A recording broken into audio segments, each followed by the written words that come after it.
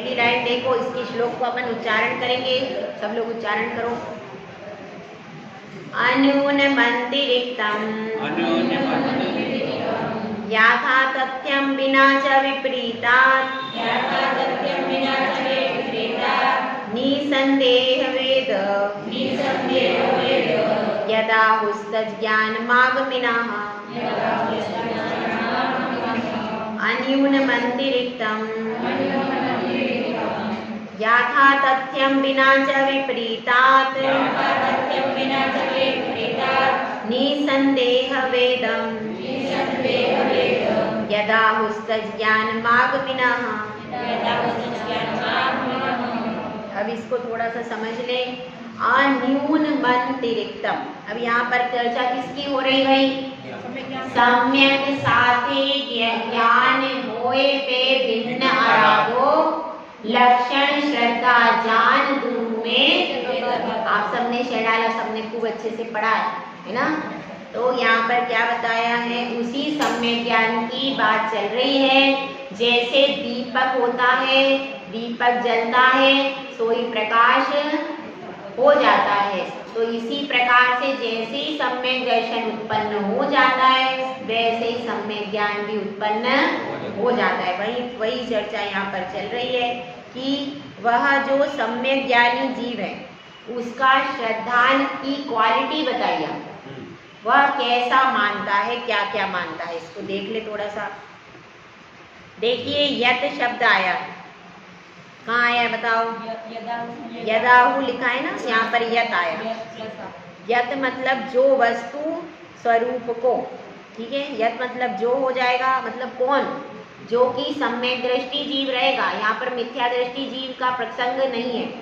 जो वस्तु स्वरूप को अन्यून, अन्यून मतलब वस्तु स्वरूप का मतलब क्या है?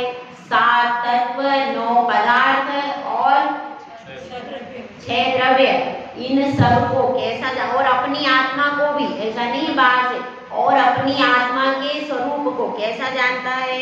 अन्यून, न्यूनता से रहित और अनितिरिक्त यानी अतिरिक्तता से रहित, अधिकता से रहित और न्यूनता से रहित। फिर कैसा जानता है? और विपरीतता से रहित। फिर क्या? विपरीता बिना लिखा है ना नीचे। और याथा तथ्यम यानी जैसे का तैसा। जैसा मतलब वह स्वरूप जैसा भगवान ने कहा है, वह वैसा का वैसा जानता है। उसमें अपनी कम भी नहीं जानता, ज्यादा भी नहीं जानता, विपरीत भी नहीं जानता, और कैसा नहीं जानता? संदेह आदि से भी रहित होकर के जानता है। जैसा स्वरूप कहा है उसको वैसा का वैसा जानता, यहाँ पर बता रहे हैं। तो उसको क्या कहते हैं? उसको आगम के ज्ञाता पुरुष। आगमिना शब्द आया है नीचे लास्ट लाइन में, मागमिना, तो ये बच जाएगा आगमिना। आगम के ज्ञाता पुरुष ज्ञान अर्थात सम्यक ज्ञान कहते हैं। क्या कहते हैं उसको? सम्यक ज्ञान कहते हैं, ठीक है। और वेद शब्द आया है यहाँ पर। वेद का अर्थ जानना है। वेद का अर्थ दूसरे वेद मत ले लेना, नहीं तो गड़बड़ हो जाएगा। किसी ने उसमें परीक्षा पत्र में भी वेद शब्द का यूज किया है। तो वेद शब्द का यूज अपने को नहीं करना है, या अन्य धर्म में यूज किया जाता है, इससे भ्रांति की संभावना होगी, ठीक है। तो अपने लिए हालांकि वेद का अर्थ जानना ही है, लेकिन उसको अपने को उसी शब्द को यूज करना है। कौन से? शास्त्र शब्द यूज करना है, अपने यहाँ वेद शब्द यूज नहीं करना, ठीक है। तो अब अपने को क्या समझना है कि इसमें सम्यक ज्ञान का पूरा स्वरूप समझा दिया कि जैसा भगवान ने कहा है उसको वैसा ही जाना। यदि हम कम जानते हैं तो क्या होगा? काम चल जाएगा? नहीं चलेगा। अगर हम विपरीत जानते हैं तो काम चलेगा? संशय सहित जानते हैं तो काम चलेगा? नहीं चलेगा। और इसीलिए कम जानने पर भी काम नहीं चलेगा, अधिक जानने पर भी काम नहीं चलेगा, और विपरीत जानने पर भी काम नहीं चलेगा। ठीक है, अब जैसे आपको एक उदाहरण अभी रसोई घर से लेते हैं। अब आपने यह माना है कि रसगुल्ला कैसा होता है, नमकीन होता है। ठीक है, ये कौन सा शब्दार्थ हो गया भाई, विपरीत शब्द। रसगुल्ला वास्तव में क्या होता है, मीठा होता है। आपने क्या मान लिया, नमकीन, तो क्या हो गया, विपरीत शब्दार्थ हो गया। और कैसा होता है, और अब क्या है कि आपके पास कितनी संपत्ति है, आपके पास 1,00,000 रुपए की संपत्ति थी, एक उदाहरण दे, और आपने क्या सोच लिया कि नहीं मेरे पास कितनी है, 2 लाख। तो क्या हो गया, जो आपके पास था उससे आपने अधिक का श्रद्धान कर लिया, तो क्या काम चलेगा, नहीं चलेगा। अगर आप ऐसा मानकर अपना व्यवसाय करते हो तो क्या होगा, आपका व्यवसाय डूब जाएगा। क्यों, क्योंकि आपके पास 1,00,000 की कैपेसिटी थी और आपने 2 लाख के बराबर का व्यवसाय, 2 लाख के बराबर सामान मंगा लिया, तो क्या होगा, डूब जाओगे। क्यों, क्योंकि जितनी गुंजाइश हो उससे थोड़ा मार्जिन रख करके आपको व्यापार करना पड़ता है। यदि पूरा 2 लाख का ही आपने पूरा बिजनेस कर लिया तो क्या होगा, असफल हो जाओगे। इसीलिए क्या करना पड़ता है, जैसा है उसमें आप बहुत करते हो। सांसारिक संदर्भों में तो बिल्कुल समान, जैसे किसी ने कितने पैसे देने हैं आपको पूरा याद रहता है, उसमें कमी नहीं होती है ना।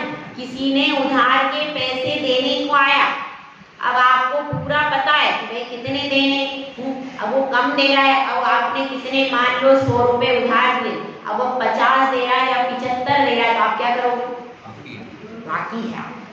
उसमें कभी कमी बेसी नहीं होती, उसमें वह बढ़ा करके, वह तो बढ़ा कर देंगे नहीं, पर उसमें कम पैसे आप लोगे क्या भाई, जब तक पूरे पैसे वो नहीं दे देता तब तक हिसाब बाकी रहता है कि नहीं, है ना।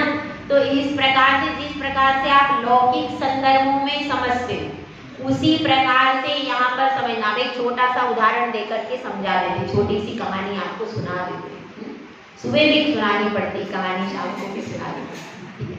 तो क्या हुआ, 2 चींटी थी, दोनों 2 चींटी थी, दोनों बहुत पक्की सहेलियां थी, साथ में घूमती थी। लेकिन अब क्या हो गया, दोनों चींटी का विवाह हो गया भाई, है। अब विवाह हो गया, एक दूसरी जगह चली गई, अब दोनों, अब क्या रक्षाबंधन आ गया, तो दोनों चींटी ने सोचा कि अब अपन मायके में चलते हैं। दोनों चींटी मायके में आई।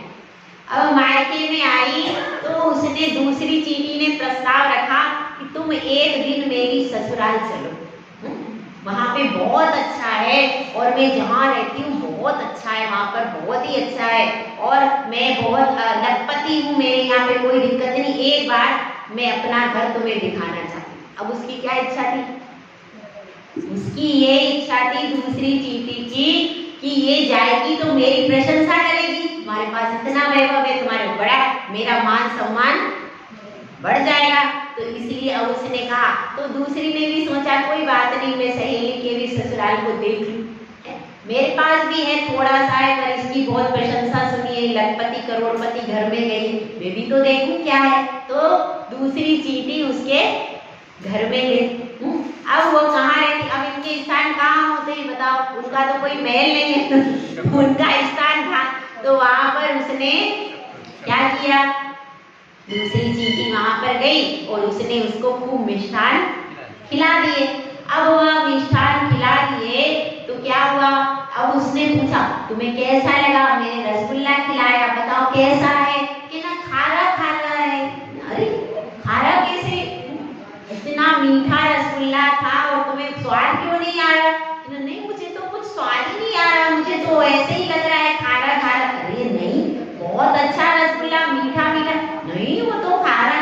अच्छा तुम्हारे मुंह में कुछ है क्या भाई, ना मैं कलेवा लेकर के आई थी, कलेवा में, तो कहाँ रहती थी तुम, मैं तो नमक के पहाड़ पर ससुराल थी मैं, तो नमक के पहाड़ से कलेवा लेकर के वो आ गई, अब वो मुंह में डाल रही है मीठा, तो क्या हो रहा है, कुछ खारा लग रहा है। तो वह दूसरी चींटी क्या कहती है, देखो तुमको यहाँ स्वाद लेना है तो क्या करना पड़ेगा, ये मुख में जो कलेवा लेके आई है इसको यहाँ रख ले और फिर स्वाद ले।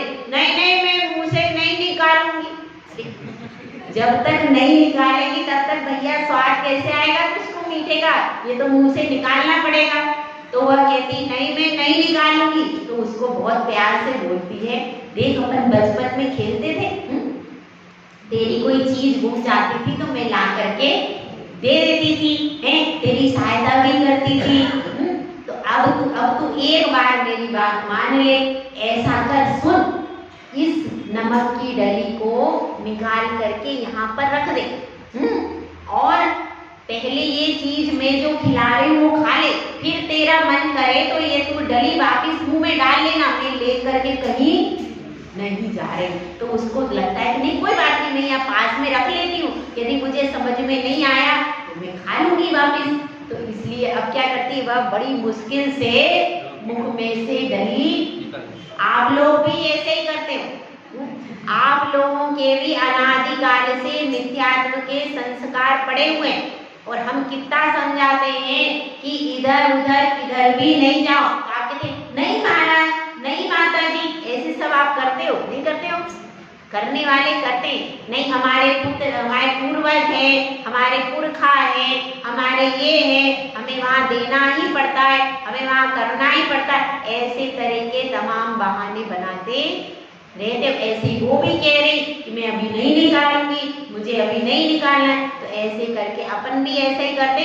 जरा भी मन में विचार आ गया कि हमें वहां जाना है तो क्या होता है, अपने को 25 में से एक दोष तो लग ही गया, 25 दोषों का निराकरण नहीं हो पाया। तो अब वह उसने बड़ी मुश्किल से उसने अपना नमक की डली निकाल करके रखी। अपने को भी इस पर्याय में यदि ये नमक की डली नहीं निकाली, मिथ्यात्व क्या है, नमक की डली है, वो नमक की डली यदि आपने मुख से नहीं निकाल पाए इस पूरी पर्याय में, तो पूरी पर्याय पानी में चली जाएगी। इसलिए अब उसने नमक की डली निकाली। अब चींटी कहती है अब तू रसगुल्ला खा। अब वो रसगुल्ला लेके आती है, रसगुल्ला खा लो। तो रसगुल्ला अब खाती, अरे तो इतना अच्छा है, मैंने पहले ही कहा था, मैंने पहले कहा था कि मैं बहुत अच्छा, मेरे यहाँ बहुत अच्छे अच्छे माल है। अरे ये तो बहुत बढ़िया है, मैं अपने परिवार को लेके आ जाऊंगी। हाँ आ जाओ। तो अब क्या बात चल रही है, जब तक मुख से नमक की डली बाहर नहीं आएगी तब तक मीठे रसगुल्ले का स्वाद नहीं आएगा। जब अब आप चाहते हो कि नमक की डली भी साइड में पड़ी रहे और क्या मिलता रहे, अपने को मीठे का वितरागता की भी, इनकी भी पूजा का स्वाद, तो क्या कहते हैं, एक दोहा है, कौन सा है, दो पथ पंथी चले न पंथा, दो कत सूही सिले न कंथा, दो काम न हो सयाने, विषय भोग और मोक्ष। मिथ्यात्व का भी सेवन कर लो और सम्यक का भी सेवन कर लो, दो चीज एक साथ में नहीं मिलेगी। आप चाहो कि विवाह भी कर लूं और मुनि भी बन जाऊं, हो जाएगा भैया, हो जाएगा क्या? एक बार या तो आप मुनि बन सकते हो या फिर विवाह कर सकते हो, दोनों अलग अलग रास्ते हैं, ठीक है। एक रास्ते को पकड़ोगे तो दूसरा रास्ता अपने आप पीछे हो जाता है, छूट जाता है, ठीक है। तो इसी तरह से अपने को समझना है, बहुत बहुमूल्य हमको सम्यक दर्शन मिला है। और इससे सम्यक ज्ञान कब प्राप्त करेंगे, जब सम्यक दर्शन मजबूत होगा उसके बाद ही प्राप्त होगा। कितना ही आप पोथी पुराण पढ़ते रहना, यदि आपका सम्यक दर्शन मजबूत नहीं है तो आपको ज्ञान की विशुद्धि प्राप्त नहीं होगी। इसलिए ज्ञान की विशुद्धि, ज्ञानावरण कर्म का क्षयोक्षम कब होगा, जब सम्यक दर्शन अपना मजबूत होगा, ये बताए। तो इसलिए तत्वों के प्रति जो अपना दृढ़ श्रद्धान होता है उसको क्या कहेंगे, श्रद्धान के बाद जो उसका ज्ञान होता है वह सब क्या है, वह पूरा सम्यक ज्ञान। और सम्यक ज्ञान किसके द्वारा कहा गया भाई? आपके द्वारा कहा गया है सम्यक ज्ञान, कोई दूसरे के द्वारा कहा गया नहीं है। तो इसी बात को यहाँ पर बताया है। अब अपन एक गाथा और लेंगे। अब इसमें बताया है कि प्रथमानुयोग किसको कहते हैं। क्या बताया? प्रथमानुयोग किसको कहते हैं? किसको पढ़ते हैं अपन? प्रथमानुयोगमर्थख्यानम् चरितं पुराणमपि पुण्यं बोधि समाधि निधानम् बोधति बोधा समीचीनम्। प्रथमानुयोग हम पढ़ते हैं। प्रथमानुयोग में कौन सा विषय आता? क्या प्रश्न है? प्रथमानुयोग ग्रंथ में कौन कौन सा विषय होता है? किन किन कौन कौन सा विषय प्रथमानुयोग में होता है? इसी बात को यहाँ पर बताते हैं। तो क्या बता रहे हैं? समीचीन बोधा। किस किस प्रकार से? सम्यक ज्ञान। समीचीन बोधा मतलब सम्यक ज्ञान। सम्यक ज्ञान के 4 पार्ट, समझ लेना इस बात को। सम्यक ज्ञान के 4 भेद है। कौन से? प्रथमानुयोग, चरणानुयोग, करणानुयोग और द्रव्यानुयोग। प्रथमम, करणम, चरणम, द्रव्यम, नमः। किसके पार्ट है ये सब? सम्यक ज्ञान के 4 भेद हैं। तो उसमें पहला भेद है प्रथमानुयोग। अब उसमें प्रथमानुयोग में क्या होता है इस चीज को बता रहे। समीचीन शब्द नीचे आया, समीचीन बोधा मतलब सम्यक ज्ञान। फिर चरितम अपि पुराणम यानी चारित्रों को और पुराणों को। तथा कौन जानता है? किसको जानता है प्रथमानुयोग? चरित्र और पुराणों का जिसमें आख्यान यानी वर्णन होता है वो क्या है? प्रथमानुयोग। और क्या है? और वे चारित्र कैसे हैं? कथम भूत पुराण आया है। कथम भूत तो वह पुराण कैसे हैं? चारित्र और पुराण तो क्या लिखा है? अर्थ जिनमें पुरुषार्थों का कथन है। अर्थ आख्यानम। अर्थ मतलब क्या?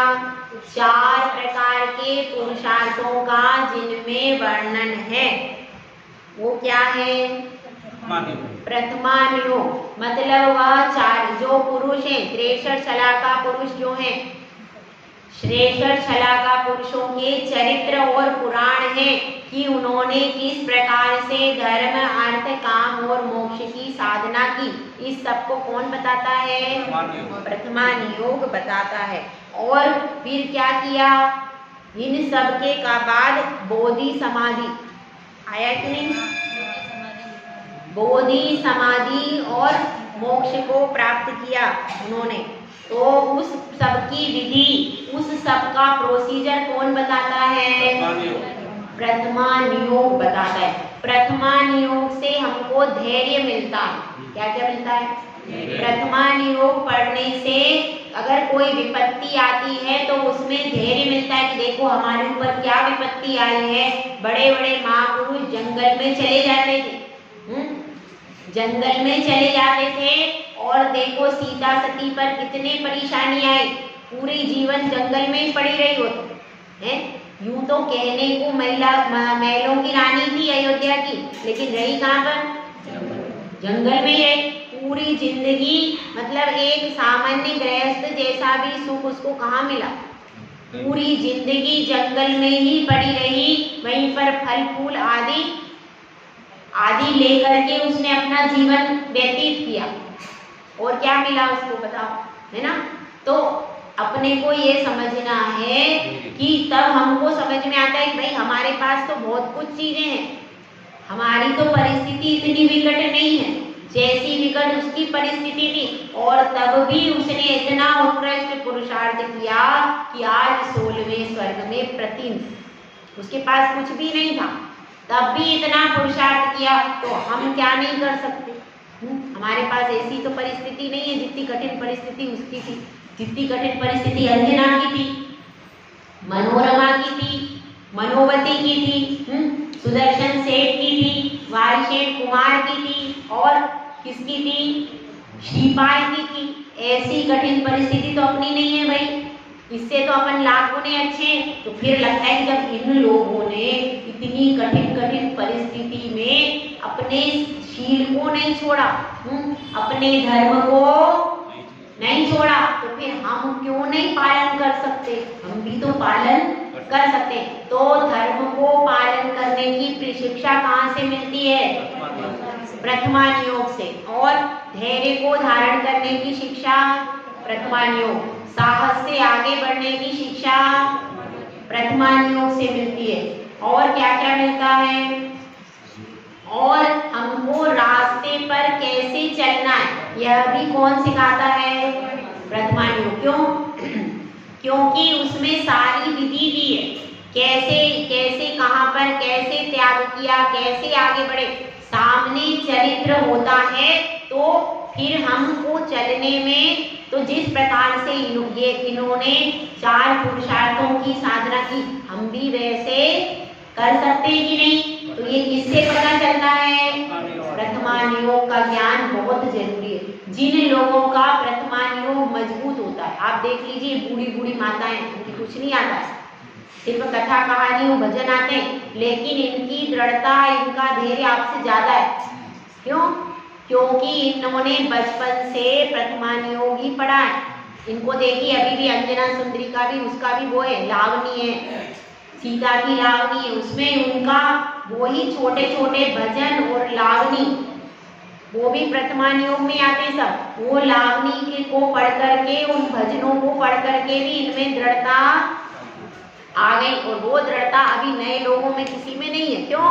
क्योंकि ये लोग जब मंदिर में आती थी तो महिलाएं बैठकर 1-1 घंटे लावनी और ये सब गाती रहती थी, है कि नहीं? तो उससे क्या होता है? उससे अपना आत्मबल बढ़ता है। तो आत्मबल कैसे बढ़ता है? प्रथमान योग पढ़ने से आत्मबल बढ़ता है, क्योंकि शरीर के बल पर कभी भी साधना नहीं होती। शरीर तो सबका ऐसे ही है, वो हमेशा रोता रहता है। एक बच्चा हमेशा रोता रहता है, कौन?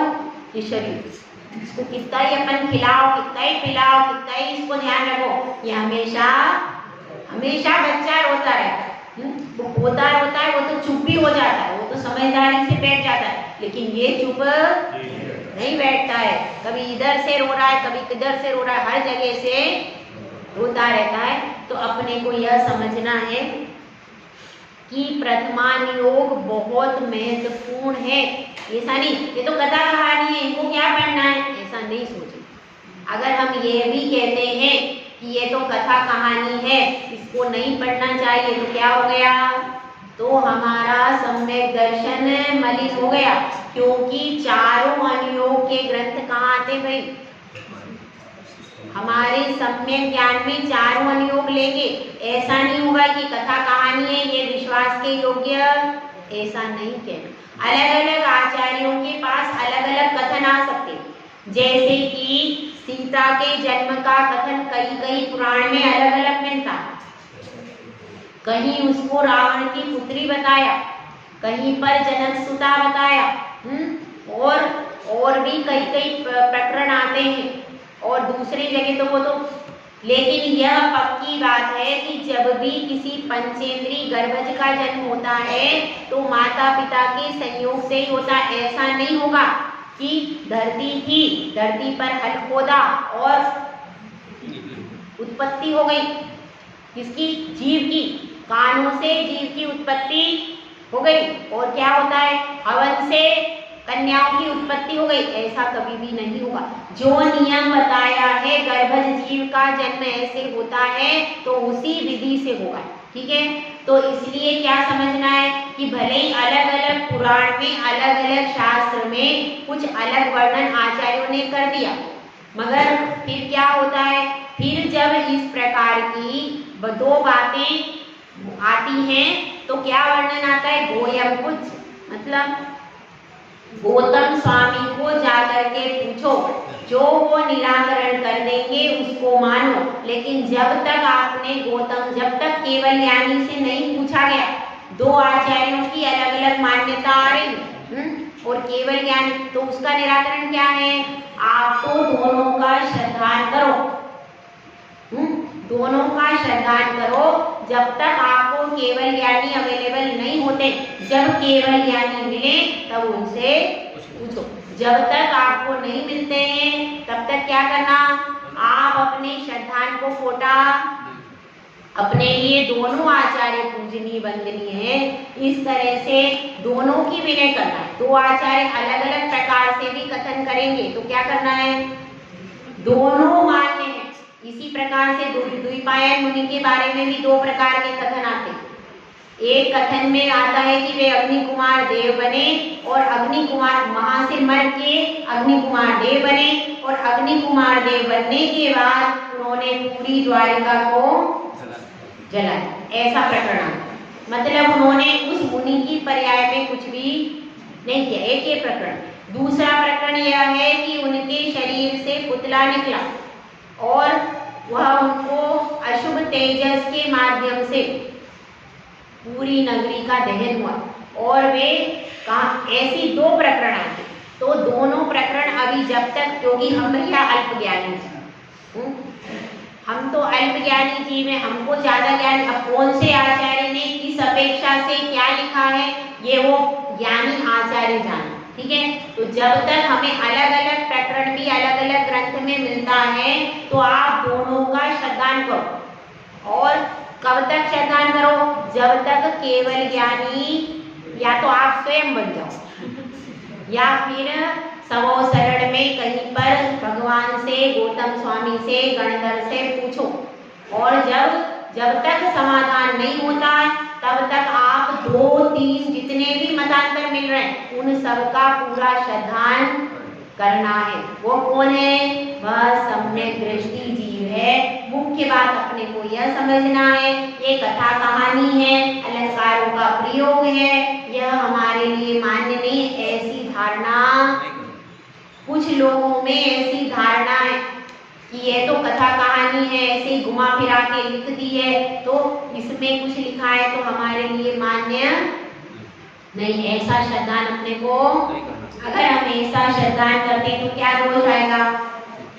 यदि हम ऐसा श्रद्धान करेंगे तो दोष क्या उत्पन्न होगा? दोष यह उत्पन्न होगा कि 3 ही अनुयोग आपके पास रह जाएंगे। कौन से? हाँ, फिर आपके 4 अनुयोग हो, जबकि आगम में 4 अनुयोग का कथन आता है, इसलिए फिर आपका सम्यक दर्शन नहीं रहेगा। इसलिए चारों अनुयोगों का ही क्या करना? अपने को श्रद्धान करना, ठीक है। तो इसी प्रकार से अब अपन इसको 2 गाथाएं और लेंगे। इसकी कब? कल लेंगे, आज नहीं लेंगे, घबराओ नहीं, कल लेंगे, ठीक है। छोटी सी जिनवाणी स्तुति कर लो। जय बोलो आचार्य सुंदर महाराज।